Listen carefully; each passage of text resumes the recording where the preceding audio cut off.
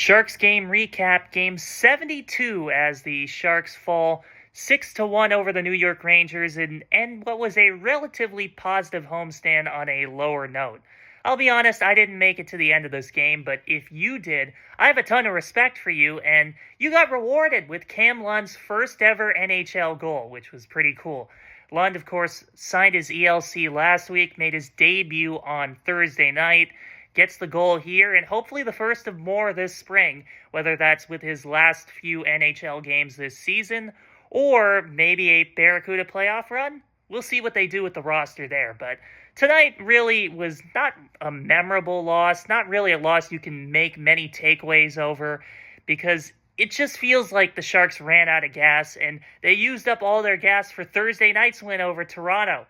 The Rangers, of course, came into this game a lot hungrier, with a lot more at stake. They could not afford to lose this game by any circumstances, and from the very jump, you could tell that they were playing aggressively. They were really dominant on the forechecks and on the battles on the boards, so you can't really blame them. The only complaint I really have with the Sharks is that the forward group was maybe a little too cheeky trying to beat Quick. But then again, Quick did make some incredible saves, so I understand trying to sort of get clever because the conventional shots weren't really going to beat him tonight, and not much was going to beat him.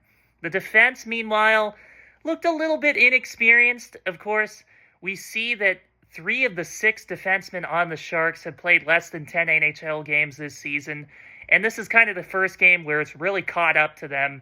You can see them make a few lapses in judgment, a few mistakes here and there, and it kind of totaled up, leading to those Ranger goals. But Georgiev played not really great. I'm surprised he didn't get pulled, as much of a blowout as that game became. But aside from that, the Sharks will have a chance to quickly bounce back as they take on the Kings tonight in Los Angeles.